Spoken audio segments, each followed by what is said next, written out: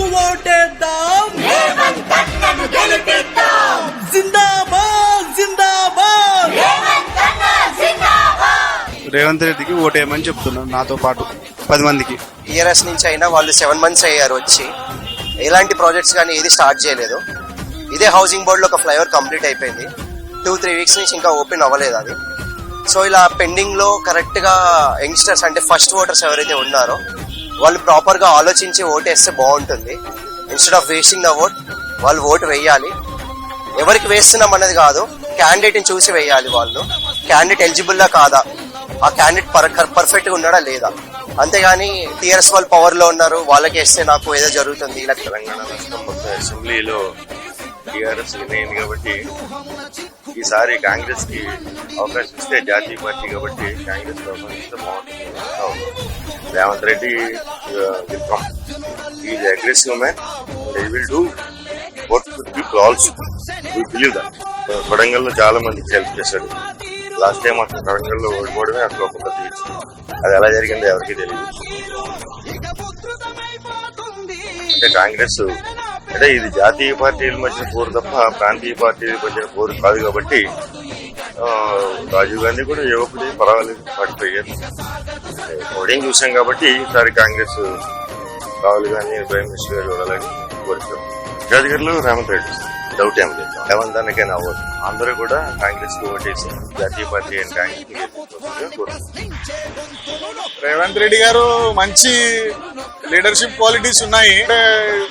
ఆయన ఈసారి మల్కాజ్గిరి నుండి నిలబడ్డాడు.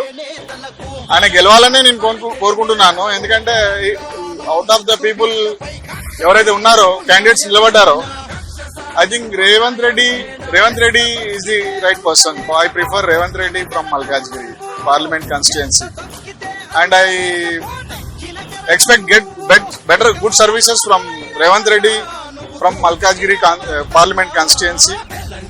రేవంత్ రెడ్డి ఒక మంచి లీడర్ అండి, కాదంటలేదు. సో ఆయన గురించి తెలంగాణ వాళ్ళు ఎవరు ఉండరు. ఓకే, సిటీలో లోకల్ కాకపోవచ్చు, బట్ ఆయన ఛాలెంజింగ్ పర్సన్.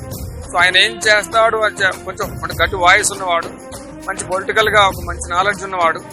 కాబట్టి అంటే ప్రజలు ఒక మంచి నాయకుడు ఎన్నుకోవాలనుకున్నప్పుడు ఆయన సెలక్షన్ చేసుకుంటారు. రేవంత్ రెడ్డి వస్తే కొంచెం పనులు అయితే అనిపి, ఎందుకంటే ఇంతకుముందు మల్కాజ్గిరి ఎంపీ మన మల్లారెడ్డి ఏం చేయలేదు, దాదాపు ఏం చేయలేదు. మల్లారెడ్డి కాన్స్టిట్యూషన్, మల్లారెడ్డి కొంచెం నడిపిస్తారు పైసలు. గట్పల్లిలో ప్రాబ్లం అంటే మెయిన్ ప్రాబ్లం ఒకటి వాటర్ సోర్స్, అదొకటి కొంచెం డెవలప్ ఎవరు వచ్చినా డెవలప్ చేస్తే బాగుంటుంది. రేవంత్ అన్ననే రావాలన్నా, రేవంత్ అన్న వస్తేనే కొంచెం మంచి జరుగుతుంది. వేరే వాళ్ళు వస్తే ఏం జరగదు అనిపిస్తుంది.